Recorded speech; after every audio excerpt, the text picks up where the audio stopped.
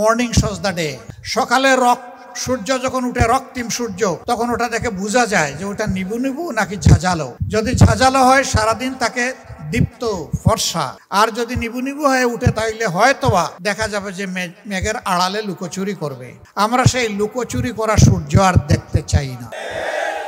একেবারে স্পষ্ট উজ্জ্বল সূর্যের আলো চাই। এই যে আমার সামনে বসা, আমার চোখ বলতেছে, আমি যদি ভুল না করে থাকি, উপস্থিত লোকদের 60% হচ্ছে যুবক। যুবকরা একটা সমাজের পাওয়ার। আমরা সেই পাওয়ার গুলাকে আমরা গড়ে তুলতে পারলাম না, আমাদের আফসোস।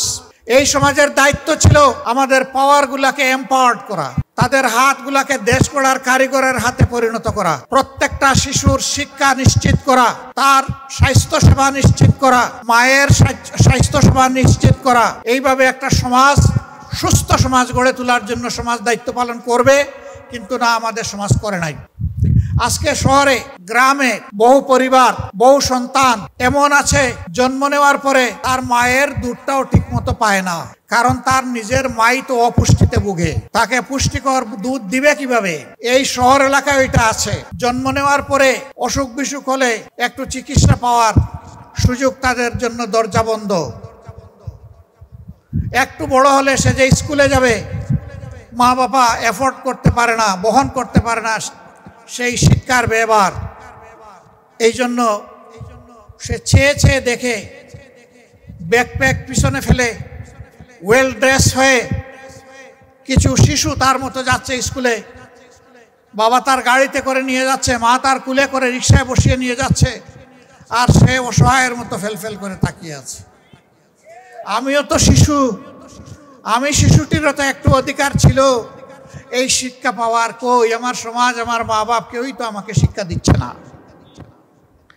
এই শিশুটি যখন অনাদরে অযত্নে অশিক্ষায় বড় হয়ে উঠে, তখন তার বিবেক যখন জাগ্রত হয়, উপরের দিকে তাকাইয়া দেখে, বাপরে বাপ, এটা তো 23 তলা। আমি আমার মা বাবা কোথায় আছে? একটা শ্বাসরুদ্ধকর অবস্থায়, আনহাইজিনিক, অপরিচ্ছন্ন পরিবেশে, 10টা-20টা ফ্যামিলি মিলে একটা টয়লেট, গোসলখানা, এবং সেখানে ক্ষেত্র বিশেষে পোকামাকড় মাছি ভনভন করছে। এই অবস্থায় সে বড় হচ্ছে। আরও একটু বড় যখন হয়, তখন তার মাঝে ভিন্ন চিন্তা জাগ্রত হয় যে সমাজ আমাকে আমার পাওনা থেকে, মানুষ হওয়া থেকে বঞ্চিত করেছে, এই সমাজকে আমি দেখে ছাড়ব। তখন সে যা করে, আমি এটা সমর্থন করছি না, কিন্তু এটার দায় সমাজ এবং সরকার এড়াতে পারে না। অন্ন, বস্ত্র, শিক্ষা, চিকিৎসা, বাসস্থান, এই 5টি হচ্ছে মানুষের ন্যায্য পাওনা একটা দেশে। কোনো মানুষ যদি তার সম্পদ দিয়ে সে অভাব পূরণ করতে পারে, এনাফ ইজ এনাফ, তাকে সরকারের সহযোগিতার দরকার নেই। বরঞ্চ সে উল্টা দেশ চালানোর জন্য তার সামর্থ্য অনুযায়ী সে ট্যাক্স দিবে। কিন্তু যে পারবে না, তার দায়িত্ব, যদি কোনো দেশ হয়, সমাজ হয়, সরকার হয়, নিতে হবে। যারা নেয় না, দেশ পরিচালনা করার কোনো অধিকার তাদের নেই। সম্মানিত ভাইরা, দোয়া করবেন, আল্লাহ যদি আমাদেরকে সুযোগ দেন, আল্লাহ তাআলার আসমানি ফয়সালা এবং আপনাদের ভালোবাসায় আমরা কথা দিচ্ছি, আমরা এই শিশুদের তাদের প্রাপ্য ন্যূনতম অধিকার তাদের হাতে তুলে দিব ইনশাআল্লাহ। এই শিশুদের ভিতর থেকে আগামী দিনের মণিমুক্তা বের হয়ে আসবে। কে জানে কোথায় কোন মণিমুক্তা লুকিয়ে আছে সমাজের জন্যে। আমার নিজের জীবনের দেখা চা বাগানগুলোতে যে সমস্ত শ্রমিক বন্ধুরা, বোনেরা কাজ করেন, তাদের জীবন সম্পূর্ণ ভিন্ন ধরনের। আমি চা বাগান এলাকায় বেড়ে ওঠা মানুষ, আমরা পাশাপাশি তাদের দেখার সুযোগ পেয়েছি। তারা ন্যূনতম পেটের চাহিদা পূরণ করতে পারে না, বাচ্চাকে শিক্ষা দিবে কিভাবে? এর ভিতর দিয়েও অদম্য মেধাবী বলে একটা কথা আছে না, যে সে কিছুতেই দমে না, সে অদম্য, চলতেই থাকে, বন্ধ হয় না তার চলা। 2-1জন বের হয়ে আসে, দুনিয়াকে চমকাইয়া দেয়। এখন বাংলাদেশে একজন অতি বড় মাপের একজন সায়েন্টিস্ট আছে, যে ওই চা শ্রমিক মায়ের উদরে জন্ম নিয়েছে। তাহলে ওখানেও তো মণিমুক্তা আছে। শহরের যেটাকে আমরা বস্তি বলি, সেই জায়গায় মণিমুক্তা নাই বললোটাকে। আমাদেরকে এই মণিমুক্তাগুলোকে জায়গায় তুলতে হবে ইনশাআল্লাহ। আমরা কথা দিচ্ছি, আমরা সম্পদশালীদের কোনো ক্ষতি করব না ইনশাআল্লাহ, বরঞ্চ তাদের সম্পদের পাহারাদার নিযুক্ত করব। আর আমরা যারা সম্পদশালী নয় তাদেরকে আমাদের কাঁধে কুলে তুলে আমরা বহন করব ইনশাআল্লাহ। এখন তাদের যত পাওনা সরকারের আছে সব সরকার দিতে বাধ্য, কিন্তু একটা বিষয় আছে। মনে করেন আগামী ফেব্রুয়ারি মাসের প্রথমার্ধে ইনশাআল্লাহ নির্বাচনটা হলো, আমরা সবাই চাই, আপনারা চান, আমরা সবাই চাই এই সময়টা নির্বাচন হওয়া দরকার। সে নির্বাচনে আমরা বিজয়ী হলাম আল্লাহর ইচ্ছায় বিইজনিল্লাহ। আমরা শপথ নিলাম, 1 মাস পরেই আপনারা বললেন কই, আপনি তো বলছিলেন সমাজ বদলায় দিবেন, বদলালো না তো। হ্যাঁ, ওই বদলানোর জন্য আমরা সবগুলো হাত একত্রিত করব। বদলানোর আগে এখন খবর নিচ্ছি, তখন আরো মেটিকুলাসলি খবর নেব। সমাজের কোথায় কোন সমস্যা আছে এগুলো আগে চিহ্নিত করব। কোনটার আগে কোনটাকে গুরুত্ব দিতে হবে, প্রায়োরিটি অগ্রাধিকার নির্ধারণ করব। তারপরে দেশবাসীকে জানাবো আগামী 1 মাস 100 দিনের এই হচ্ছে আমাদের পরিকল্পনা। আপনারা আমাদেরকে সাহায্য করুন। এই আমাদের বাজেট 100 দিন শেষ হওয়ার সাথে সাথে জনগণকে আবার জানাবো এই 100 দিনের জন্য যে পরিকল্পনা, যে বাজেট আমরা আপনাদের সামনে ঘোষণা করেছিলাম, এতটুকু পরিকল্পনা বাস্তবায়ন হয়েছে, এতটুকু বাজেট আমরা ব্যবহার করতে পেরেছি, এতটুকু আমাদের হাতে উদ্বৃত্ত রয়ে গেছে, এটা আমরা ব্যবহার করতে পারি নাই। এটা জনগণের জানার হক আছে। এখানে যারা বসে আছেন আপনারা সবাই কিন্তু ট্যাক্স দেন। আমার এই মাইকের আওয়াজ যাদের কানে যাচ্ছে তারাও ট্যাক্স দেন। বলবেন যে যে সমস্ত গরিব দুঃখী মানুষ আছে, বেকারি বুকানাঙ্গা আছে, আমার রিক্সা চালক ভাই বোন আছে, আমাদের গৃহে কাজে সহায়তা করে আমাদের বোনেরা আছে, তারাও কি ট্যাক্স দেয়? ইয়েস, তারাও ট্যাক্স দেয়। কষ্ট করে যে রুজি করে, তার পেট আছে পিঠ আছে, পেট এবং পিঠের চাহিদা পূরণ করার জন্য তাকেও দোকানে যেতে হয়, ওখান থেকে জিনিস যখন কিনে তাকেও কিন্তু ব্যাট দিতে হয়, ভ্যালু অ্যাডেড ট্যাক্স। বাংলাদেশে কনভেনশনাল যে ট্যাক্স আদায় হয় তার চাইতে অনেক বেশি ট্যাক্স আদায় হয় এই ব্যাটের মাধ্যমে। তাহলে এখানে গরিব বলি ধনী বলে কিছুই নেই, এই ট্যাক্সে সবাই অংশীদার। আজকে যে শিশুটি জন্ম নিচ্ছে সেও ট্যাক্স দেয়। তার মা বাবা যখন তার জন্য কিছু কিনতে যায় দোকানে, তখন ভ্যাট দিয়ে কিনতে হয়। সুতরাং শিশুটাও কিন্তু ট্যাক্স পেয়ার। তাইলে আমার এই শিশু কেন তার অধিকার পাবে না? সে কেন অনাদরে অবহেলায় দুঃখে দিকে বড় হবে? শিক্ষার আলো বঞ্চিত হয়ে অন্ধকার জগতে কেন সে ঢুকবে? যদি সে অন্ধকার জগতে ঢুকে এই সমাজ তার জন্য দায়ী। আমরা আলোতে আনতে চাই সবগুলা শিশুকে। আল্লাহ যেন সেই তৌফিক আমাদেরকে দান করেন। সম্মানিত ভাইরা, এই কাজটি যেমন কঠিন তার চাইতেও কঠিন সমাজে যে দুর্বৃত্তরা, দুর্নীতিবাজরা রগে রক্তে কোনায় কোনায় বসে আছে, এই সমাজকে দুর্নীতিমুক্ত করার আমরা যুদ্ধ ঘোষণা করেছি। আমরা বলেছি সরকার আল্লাহ আমাদেরকে দিয়ে গঠন করাক, অথবা আমরা বিরোধী দলে থাকি, এই যুদ্ধ আমাদের চলবে ইনশাআল্লাহ। যতদিন পর্যন্ত দুর্নীতি আপরুটেড না হবে, দুর্নীতির জড় উপড়ে ফেলা না যাবে, ততদিন পর্যন্ত আমাদের যুদ্ধ অব্যাহত থাকবে। আমরা জানি এই যুদ্ধে আমাদের সামনে হিমালয় পর্বত দাঁড় করিয়ে দেওয়া হবে। আমরা আল্লাহ তাআলার কাছে তৌফিক চাই, আমরা আপনাদের সহযোগিতা চাই, সেই পর্বত আমরা টপকাবো ইনশাআল্লাহ। আমরা পর্বতের সামনে গিয়ে থমকে দাঁড়াবো না ইনশাআল্লাহ। সম্মানিত ভাইরা, আমার স্বাধীন দেশ আরেক দেশের কাছে ইশারা দিয়ে মাথা নত করে কেন আমি চলবো? অন্য 10টা স্বাধীন দেশ যেভাবে সম্মানের সাথে মাথা উঁচু করে চলে, ইনশাআল্লাহ আগামীর বাংলাদেশ সেইভাবেই চলবে। আমরা আশাবাদী, তরুণ যুবকেরা যেভাবে জেগে উঠেছে, যে সমাজের তরুণরা অন্যায়ের বিরুদ্ধে গর্জন করার জন্য জেগে উঠে, আল্লাহ তাআলা সেই সমাজকে অন্যায়, অপরাধ এবং দুর্নীতি মুক্ত করে দেন। আমরা গভীরভাবে আশাবাদী, আমাদের মাঝে সামান্য কোনো হতাশার ছোঁয়া নেই। একজন যোদ্ধা যুদ্ধের ময়দানে যখন যায়, তখন হতাশা নামক জিনিস সে ভুলে যায়। তার সামনে তাকে ডু অর ডাই, হয় আমি শহীদ হব, না হয় আমি বিজয়ী হব, মাঝখানে কিছু নাই। এই সামাজিক যুদ্ধে ইনশাআল্লাহ দেশবাসীর বিজয় হবে ইনশাআল্লাহ।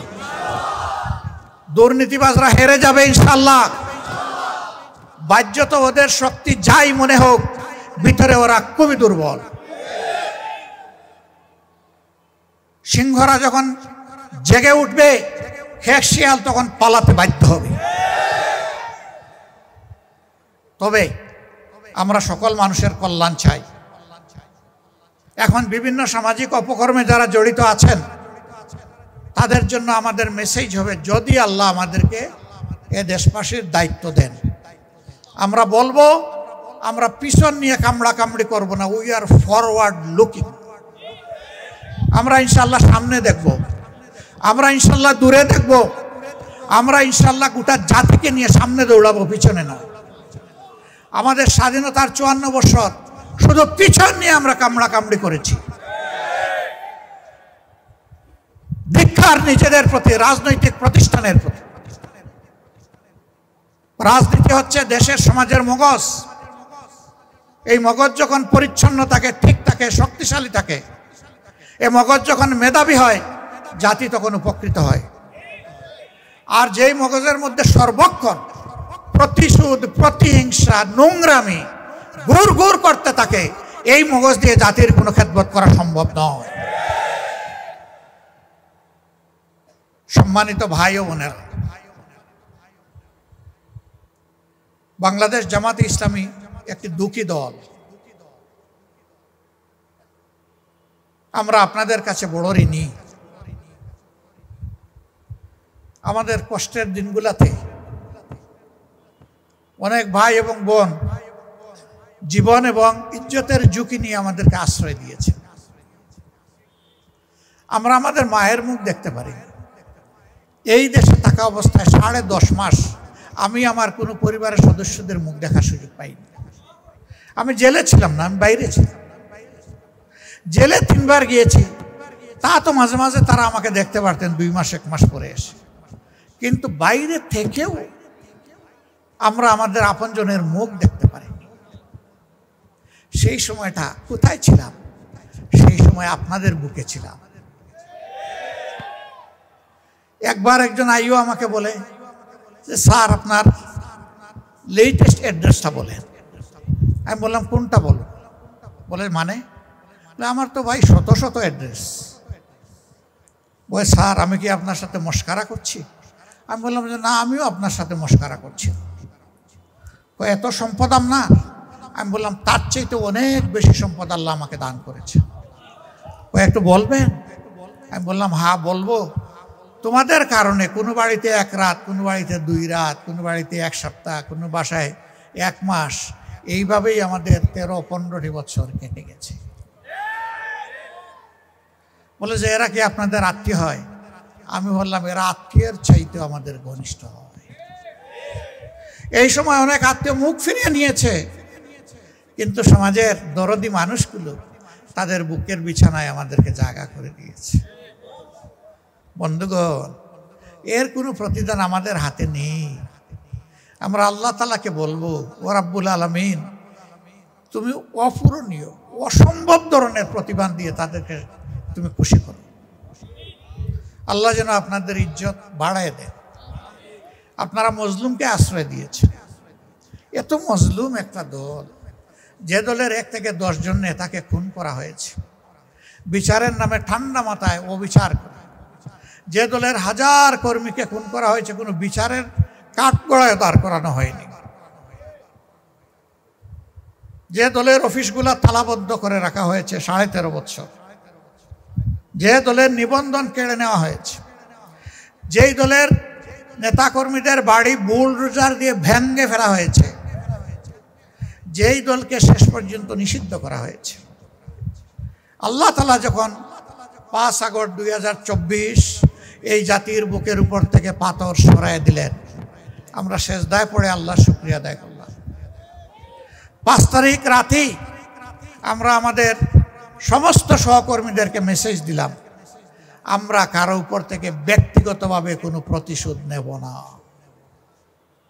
তবে যিনি ক্ষতিগ্রস্ত তার ন্যায় বিচার পাওয়ার অধিকার আছে, তিনি আদালতে যাবেন, কারো গায়ে হাত দিবেন না। আমরা খবর দিলাম শান্ত থাকুন, ধৈর্য ধরুন, দেশে এখন কোনো সরকার নাই, পুলিশ নাই, কিছুই নাই। সেনাবাহিনীর কয়েকজন সদস্য আর অফিসার তারা একটু মানুষের পাশে ঘোরাঘুরি করছে, এটি এনাফ নয়। এই দেশের আইন শৃঙ্খলা রেস্টোরেশন ফিরিয়ে আনতে আপনারা ভূমিকা রাখুন। যে পুলিশ আমাদেরকে হত্যা করেছে তাদের ঊর্ধ্বতন কর্মকর্তাদের সাথে বসলাম, বললাম আপনারা যান, পুলিশ স্টেশনে ঢুকেন, আপনাদের দায়িত্ব আপনারা ন্যূনতম পালন করুন, বাইরে আমরা আপনাদেরকে পাড়া দেব। তারা ভয় পাচ্ছিল যে কাজ কর্ম তারা করেছে, তারা ওখানে যেতে ভয় পাচ্ছিল। আমরা তাদেরকে অভয় দিয়েছি। বলবেন কেন? পুলিশের প্রতি এত দরদ, এত ভালোবাসা, এত প্রেম আপনাদের কেন? ভাই, দুনিয়ায় 2-4টা রাষ্ট্র আছে তাদের কোনো সশস্ত্র বাহিনী নাই, কিন্তু দুনিয়ায় একটা রাষ্ট্রও নাই যাদের কোনো পুলিশ নাই। এ পুলিশ ভালো হোক মন্দ হোক এই সমাজে লাগবে। তারা আমাদেরকে বলেছে কোথায় বসবো, স্টেশন জ্বালিয়ে দিয়েছে, ফার্নিচার নাই, লজিস্টিক নাই, আমাদের ল্যাপটপ পুড়ে গেছে, আমরা বসবো কোথায়? আমরা বলেছি আমাদের সামর্থ্য থেকে, দলীয় ফান্ড থেকে সব দেওয়া হবে, আপনারা বসেন। 322টা থানায় এরকম করে আমরা তাদেরকে লজিস্টিক সাপ্লাই দিয়েছি। এরপরে বলেছে আমরা যে ভিতরে ঢুকবো ওখানে খাওয়া দাওয়া কিভাবে করব? আমরা বলেছি আপনাদের ফ্রি হোটেল, আমরা তাদেরকে 3 বেলা খাবার সরবরাহ করা হয়েছে। যারা আমাদেরকে খুন করেছে তাদের প্রতি এটা ছিল আমাদের সামাজিক দায়, আমাদের উপহার। এরপরে আমরা আমাদের সহকর্মীদেরকে বলেছিলাম তোমাদের বাড়ি লুট হয়েছে, ব্যবসা লুট হয়েছে, চাকরি থেকে তোমাদেরকে সরিয়ে দেওয়া হয়েছে, বিভিন্নভাবে ক্ষতিগ্রস্ত করা হয়েছে। এখন যাদের পতন হয়েছে তারা পালাবে, সাবধান, তাদের সম্পদ, তাদের ইজ্জত, তাদের জীবনের উপরে হাত দিবা না, চাঁদাবাজি করতে পারবা না। আলহামদুলিল্লাহ আমাদের সহকর্মীরা তাই করেছে। 2-1 জায়গায় যেখানে বিচ্যুত হয়েছে, শয়তানের ওয়াসওয়াসায় পড়ে আমরা কাউকে ছাড় দেইনি। আমি বলে রেখেছিলাম লোভের বশবর্তী হয়ে আল্লাহ না করুন আমিও যদি অপকর্ম করি, আমার সংকটন যেন আমাকেও ছাড় না দেয়। সম্মানিত ভাই ও বোনেরা, কেন এ দেশকে যে বড় ভালোবাসি, এ মানুষগুলাকে যে ভালোবাসি, এই ভালোবাসার জন্য দায়িত্ব পালন করতে হয়। এর জন্য আমরা সিদ্ধান্ত নিয়েছি, আল্লাহ যদি আবারও বলি, আল্লাহ তাআলার মেহেরবানি আপনাদের ভালোবাসায় আমাদেরকে সরকার গঠনের সুযোগ দেন, আমরা সরকারের তহবিল থেকে ওইটুকুই নিব যা নিতে বাধ্য, এর বাইরে 1টা টাকাও আমরা গ্রহণ করব না। ইতিমধ্যে আমরা ঘোষণা করেছি আমাদের লোকেরা মন্ত্রী এমপি যদি হয় তাহলে সরকারি বিনামূল্যের অথবা অতি স্বল্প মূল্যের দামি প্লট আমরা একটাও গ্রহণ করব না। আমরা বলেছি এমপিদের জন্য, মন্ত্রীদের জন্য যারা ব্যক্তিগতভাবে গাড়ি কিনবেন তারা আমরা কেউ ট্যাক্স ফ্রি গাড়ির কোনো সুবিধা নেব না। আমরা অন্যান্য দলকেও বলি সাহস করে আমাদের সাথে আপনারাও বলুন। আপনাদের কণ্ঠ থেকে এই আওয়াজটা শুনতে চাই। একজন বড় নেতা আমাকে ফোন দিয়ে বললেন, দিলেন তো সর্বনাশ করে। বললাম ভাই কি সর্বনাশ করলাম? ওই যে এই যে ঘোষণা দিলেন, আমাদের তো ভাই আখেরাতের জন্য, জান্নাতের জন্য রাজনীতি করি না। দুনিয়ার একটু পাওয়ার জন্য করি, এইটাও যদি শেষ হয়ে যায় তাহলে আখেরাতও নাই, দুনিয়াও নাই। আমি বললাম আমরা তো আপনাদের আখেরাতও সুন্দর চাই, দুনিয়াও সুন্দর চাই। আসুন সবাই মিলে দেশ গড়ি। এই দেশ যখন গড়ব তখন এই সুন্দর দেশের সব ভালো কাজের সুবিধা আমরাও ভোগ করব। তবে অন্যের চেয়ে বেশি নয়, আমাদের নাগরিকরা যেমন ভোগ করবে আমরাও তেমন ভোগ করব। আপনারা এরকম চান কিনা? শিওর চান? ওই চান আপনারা বললেই চাওয়া হয়ে যাবে না? কি করতে হবে? লড়াই করতে হবে। আগামী নির্বাচনে আহারে এই যুবকরা যাদের বয়স এখন 28-30 হয়ে গেছে, তারা তাদের জীবনে একটা ভোটও দিতে পারেনি। ও যুবকরা, সমাজ তোমাদের জন্য গড়ব, সমাজ তোমাদেরকে দিয়ে গড়ব এবং সমাজের চাকা তোমাদেরকে দিয়েই চালাবো ইনশাআল্লাহ। তোমার এই বেটো পাওয়ার তোমার ভোট, এই ভোটের জন্য তোমাকে লড়তে হবে। সেই লড়াইয়ে তোমার পাশে আমি এবং আমরা থাকবো ইনশাআল্লাহ। স্পষ্ট আওয়াজ, আমার ভোট আমি দিব, যে উত্তম তাকেই দিব। আমার ভোট তুমি দিতে পারবা না। আগের স্লোগান ছিল আমার ভোট আমি দিব, তোমারটাও আমি দিব। ওই দিন শেষ। এইটার আমরা কবর রচনা করতে চাই। এই নোংরা পথে মাসুল কিংবা অর্থ দিয়ে কেউ যদি হাঁটার দুঃসাহস দেখান, আমি তাদেরকে আবারও 5 আগস্টের সুসংবাদ দিচ্ছি। আমাদের যুবকেরা ঘুমায় নাই, খাতা মুড়ি দিয়ে নাক ডাকাইয়া ঘুমায় নাই। তাদের অধিকারের জন্য তারা লড়বে, জনগণের অধিকারের জন্যও তারা লড়বে। যুবকরা ভাববে আপনারা তো দারুণ বেঁচে গেলেন মুরব্বী হওয়ার কারণে, সব দায়িত্ব আমাদের দিলেন। না, আমরাও যুবক, সমান তালে তোমাদের সাথে লড়বো ইনশাআল্লাহ। চুল দাড়ি ব্রু কাপড় সাদা হোক, তাতে কোনো অসুবিধা নাই। তোমরা যেমন যৌবনের আত্মা তোমরা ধারণ করো, আমরাও যৌবনের সেই হৃদয় এবং আত্মা ধারণ করি। আল্লাহর কাছে চাই যৌবনের এই শক্তি দিয়েই যেন আল্লাহ রাখেন, যতদিন মেহেরবানি করবেন। লড়বো তোমাদেরকে সামনে দিয়ে নয়, আমরা পিছনে থেকে নয়, সামনে থাকবো, তোমরা শুধু সাথে থাকবা ইনশাআল্লাহ। আজকের এই বাদেশার আয়োজনে যারা এসেছেন তাদের প্রতি আমাদের অঙ্গীকার, আমরা ইনশাআল্লাহ একটা মানসম্মত শিক্ষা, মরাল অ্যান্ড টেকনিক্যাল এডুকেশন, নৈতিক এবং উন্নত জাগতিক শিক্ষা আমাদের শিশুদেরকে দিব ইনশাআল্লাহ। আমাদের 2 নম্বর প্রায়োরিটি, আমরা দুর্নীতির বিরুদ্ধে যুদ্ধ করব। এই দুর্নীতি যেভাবে যেই ড্রেস পরে আসুক কাউকে ছাড় দেওয়া হবে না ইনশাআল্লাহ। আমাদের 3 নম্বর অঙ্গীকার, গরিব ধনী বুঝি না, কোন ভাষা কোন ধর্ম এটাও বুঝি না, বাংলাদেশে জন্ম নেওয়া প্রত্যেকটি নাগরিকের জন্য ন্যায় বিচার নিশ্চিত করা হবে ইনশাআল্লাহ। শাসকের জন্য একটা আর জনগণের জন্য আরেক আইন হবে না। সমান আইন সবাইকে অপরাধ করলে কুচি কুচি করবে। আমাদের এরপরের অঙ্গীকার, আমরা ওই যে বলছি কারো কাছে মাথা নত করে চলতে চাই না, কাউকে আমরা দাদা কিংবা বড় ভাই মানতে চাই না। আমরা মাথা উঁচু করে এই জাতি আমরা সামনে এগিয়ে যাব ইনশাআল্লাহ। তবে বিশ্বের প্রত্যেকটি সভ্য দেশের সাথে আমাদের মিউচুয়াল রেসপেক্ট অ্যান্ড ইকুইটি, পারস্পরিক শ্রদ্ধা এবং সমতার ভিত্তিতে আমাদের সম্পর্ক হবে। এই ক্ষেত্রে যারা এগিয়ে আসবেন তাদেরকে আমরা বুকে জড়াই নেব ইনশাআল্লাহ। কিন্তু কেউ যদি লাল চোখ নিয়ে আসেন, ওই চোখ কালো করে দেওয়া হবে ইনশাআল্লাহ। কোনো লাল চোখকে আমরা পরোয়া করব না। আমাদের এরপরের অঙ্গীকার আপাতত এইটুকুই বলে শেষ করব, ক্ষুধা এবং দারিদ্র্যমুক্ত একটা মানবিক বাংলাদেশ গড়ে তোলা।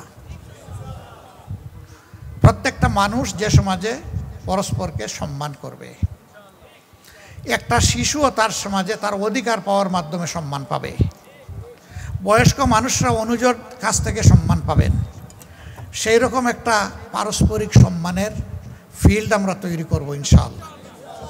সব কিছু আল্লাহ তাআলার সাহায্যে, আমাদের নিজের কোনো শক্তি নাই। সমস্ত শক্তির মালিক ইন্নাহু আলা কুল্লি শাইইন কাদির। সমস্ত শক্তি আল্লাহ তাআলার হাতে। সেই আল্লাহ তাআলার কাছে আমরা সাইল, আমরা আশ্রয় প্রার্থী, সাহায্য প্রার্থী। ইনশাআল্লাহ এই জাতিকে আল্লাহ পথ দেখাবেন। ইনশাআল্লাহ এই জাতি সামনে এগিয়ে যাবে। ইনশাআল্লাহ এগিয়ে বাড়ার পথে আমরা দমব না, থামব না। যতক্ষণ পর্যন্ত মানবিক বাংলাদেশ হবে না, ততক্ষণ পর্যন্ত আমাদের লড়াই, আমাদের যুদ্ধ অব্যাহত থাকবে। আল্লাহ তাআলা এই আয়োজক ভাই, বন্ধু, মাদের ভালোবাসা, এই সব কিছুর জন্য তাদেরকে অফুরন্ত বারাকা দান করুন। আমাদের সবাইকে তাদের উসিলায় ক্ষমা করুন। এবং আগামীতে এই আয়োজন শুধু নয়, মানুষের অধিকার আদায়ের পূর্ণাঙ্গ আয়োজনে এই বন্ধুদেরকে আল্লাহ তাআলা কবুল করুন। ছোট বাচ্চাদেরকে অবহেলা করবেন না। এরাই বাংলাদেশ, এরাই আগামীর বাংলাদেশ, এদের জন্যই বাংলাদেশ। আল্লাহ হাফেজ। বাংলাদেশ জিন্দাবাদ। বাংলাদেশ জামাত ইসলামী জিন্দাবাদ। আসসালামু আলাইকুম ওয়া রাহমাতুল্লাহ। এক ক্যান্ডিডেট একবার ক্যাম্পেইনে বের হয়েছেন, তো অপরিচিত এক বাড়িতে গিয়ে গলা জড়ায় ধরে বলতেছেন, আপনাকে দেখতে একেবারে আমার সহোদর ভাইয়ের মতো লাগতেছে।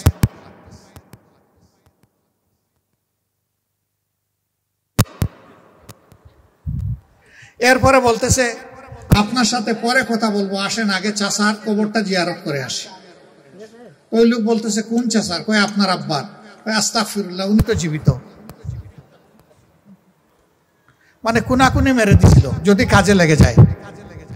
একটা কথা আছে না, যদি লেগে যায়। ওই রকম করে মন জয় করার জন্য জিতা বাপের কবর জিয়ারত করতে চায়। এটা হলো ইলেকশনের আগের অবস্থা। কিছু লোক, কিছু দল ইলেকশন আসার আগে বিশাল বিশাল ফিরিস্তি দিবে, বাংলাদেশকে কানাডা বানাবে, বাংলাদেশকে সিঙ্গাপুর বানাবে, আমেরিকা বানায় ছাড়বে, এবং শেষ পর্যন্ত আমাদেরকে একেবারে মঙ্গল গ্রহে নিয়ে যাবে। কিন্তু যখন ইলেকশন চলে যায় তখন আর এটা মনে থাকে না।